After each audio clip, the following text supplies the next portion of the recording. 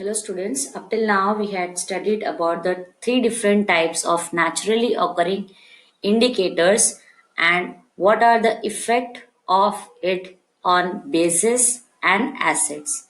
We have also noted it down in the different tables for different indicators that change of color happens with different types of indicators in acids and bases. So the next topic is now in this chapter about neutralization. Okay.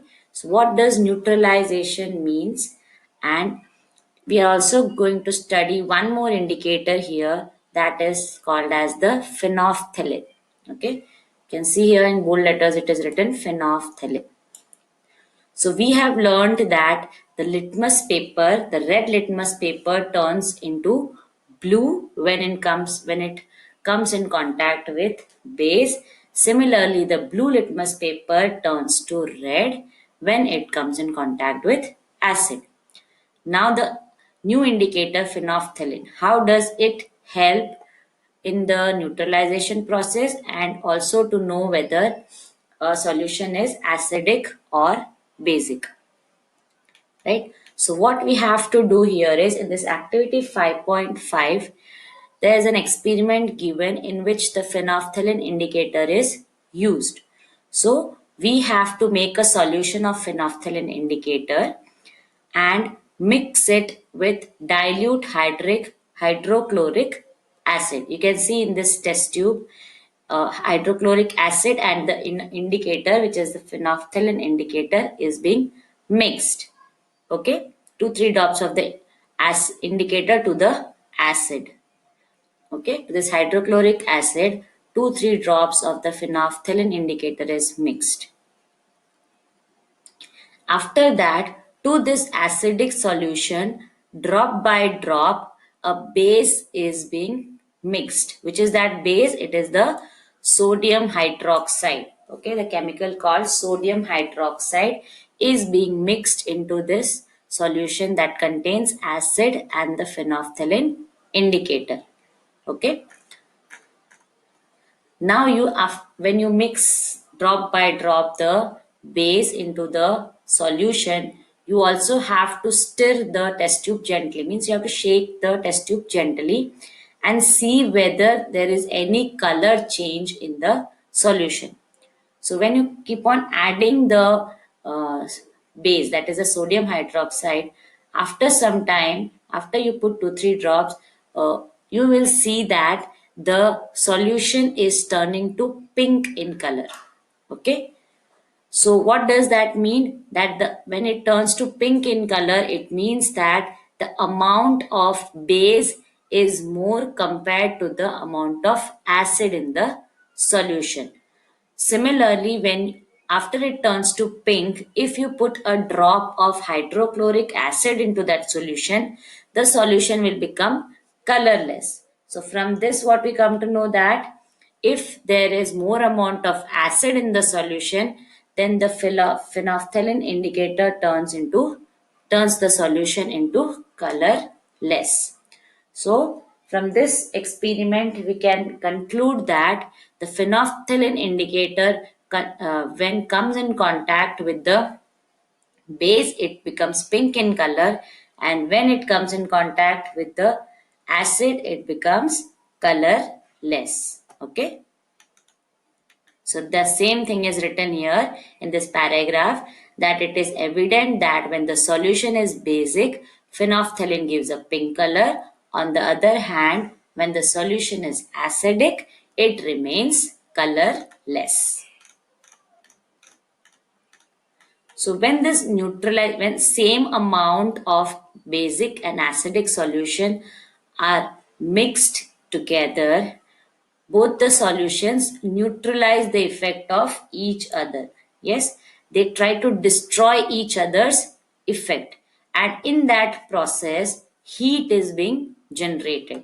So when they try to destroy each other's effect, what is generated? Heat is always evolved or produced. And because of that, after the neutralization process, if you touch the test tube or the container in which you have mixed acid and base, it will be little bit hot. So other than the heat, what is produced in the neutralization process?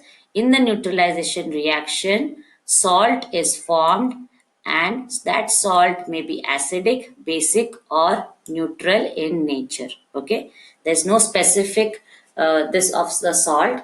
It can be acidic, basic, or neutral.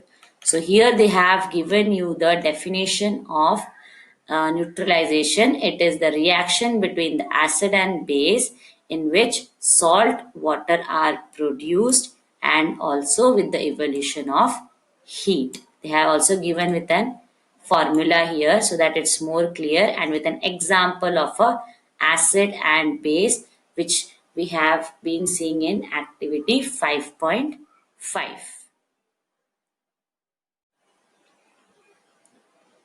Yeah, so we were discussing about the neutralization process. We have completed the neutralization process.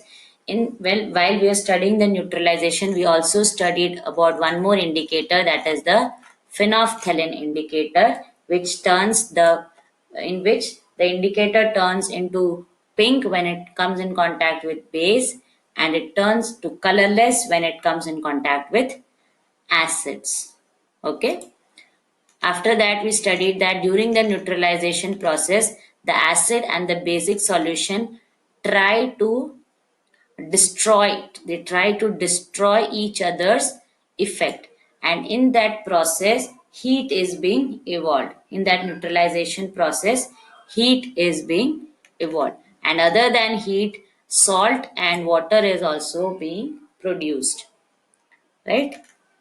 So now the next, we go to the next and the last topic of this chapter, that is neutralization in everyday life. So where in everyday life where neutralization process is occurring, where acid and base are coming in contact with each other.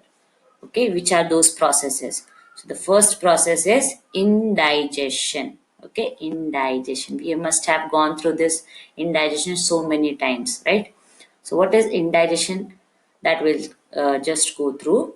Our stomach contains hydrochloric acid. Yes, when we were studying about the human body, right? When we were studying about the human body, we had studied that in the stomach, hydrochloric acid is developed. Why was hydrochloric acid being produced in the stomach by the wall of the stomach?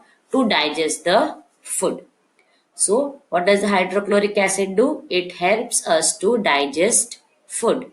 As you have learned in chapter 2. As I said, we learned in the earlier chapter that hydrochloric acid, which is produced in the stomach by the wall of the stomach, helps to digest the food.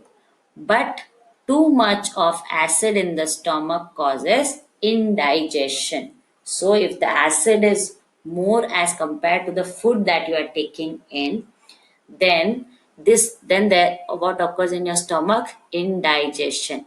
Sometimes indigestion is painful. Yes, if the food is not digested properly in the stomach, your stomach starts paining, right? So to relieve indigestion, we take an antacid such as milk of magnesia, which contains magnesium hydroxide. Okay, so we take one type of base. What is that base called? Milk of magnesia, which contains magnesium hydroxide. Magnesium hydroxide is a base. So what does it do?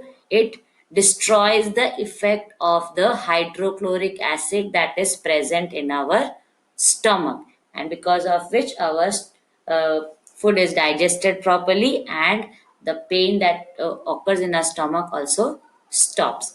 So what does that magnesium hydroxide do? It neutralizes the effect of excessive acid. So it destroys the effect of the excess acid that is present in the stomach. Now next is ant bite. Sometimes when we were small, we must have seen an ant must have bitten us, right? So what happens when an ant bites? When an ant bites, it injects the acidic liquid. Which is that acidic liquid? We had studied in the earlier table in this chapter, formic acid. So in the sting of the ant, there is in its sting a liquid form of acid is there. That liquefied acid is formic acid, it puts as the uh, mosquito sucks the blood from our body. Similarly, what does the ants sting do? It injects. As the doctor injects it, when he does injection, the medicine that is in the injection is being injected into our body. Similarly, the ant also injects the formic acid into the skin. The effect of the acid can be neutralized by rubbing moist baking soda. So you can apply on that where the ant has bite you at that place. What you can do, you can put you can rub little bit of baking soda. Baking soda is chemical name of baking soda is sodium hydrogen carbonate or calamine solution which contains zinc carbonate. So you can use baking soda or also otherwise calamine solution, that is a cream type of thing which comes, which you can rub there, which contains zinc carbonate, which destroys the effect of that formic acid. Okay. Then the next one is soil treatment. So in the soil treatment, what happens is excessive use when more than required chemical fertilizers are being put into the soil, which are not used by the plants. The plants use the what is required, and if more is present in the soil, then the soil becomes acidic. And if the soil becomes very much acidic or very much basic, new plants will not be able to grow in that soil. So plants do not grow well when the soil is either too acidic or too basic. So when the soil is too acidic, it is treated with bases like quicklime, that is calcium oxide, or slaked lime, which is called as calcium hydroxide. So if the acid is more, bases are put into the soil so that the base and acid neutralize each other's effect. If the soil is basic, then organic matter is added to the, if it is more basic, then organic matter is added to it. Why? Because organic matter releases acids when neutralizes the basic nature of the soil. So when organic matter comes in contact with bases, it releases acid. That is why we put organic matter to neutralize the soil if the basic content is more in the soil. And the last topic here is factory wastes. The wastes of many factories contain acids. So, if they are allowed to flow into the water bodies, the acid will kill the fish and other organisms. So, the factory wastes are therefore neutralized by adding basic substances into that factory waste so that the acids and base, when they come together, they destroy each other's effect, and it does not it is not harmful to the environment or other living organisms. Hope you all are clear with this chapter.